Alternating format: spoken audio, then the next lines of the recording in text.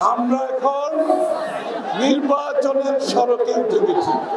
ধানের শেষ বাংলাদেশের মানুষের হৃদয়ের সিম্বল এটা।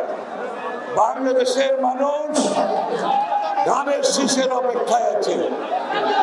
বাংলাদেশের মানুষ তারেক রহমানকে ফিরে আসার পথ চেয়ে আছে।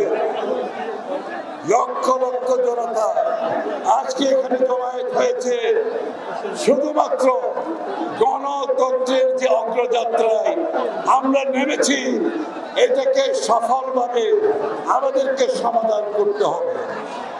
আজকে এই নির্বাচনের বিরুদ্ধে, গণতন্ত্রের বিরুদ্ধে কিছু কিছু শক্তি সক্রিয় হয়ে উঠেছে। তাদের জন্য কোনো জায়গা দেওয়া হবে না। জনগণকে বাইরে রেখে, যেটা শেখ হাসিনা বারবার করেছে, বাংলাদেশের মানুষকে বাইরে রেখে সে তার মতো করে দেশ চালিয়েছে। আবার কিছু কিছু শক্তি গোষ্ঠী নেমেছে বাংলাদেশের মানুষের অধিকার কেড়ে নিয়ে, জনগণকে বাইরে রেখে তাদের মতো করে সিদ্ধান্ত নিয়ে তাদের মতো করে দেশ চালাতে। এটা বাংলাদেশের মানুষ কোনোদিনও গ্রহণ করবে না।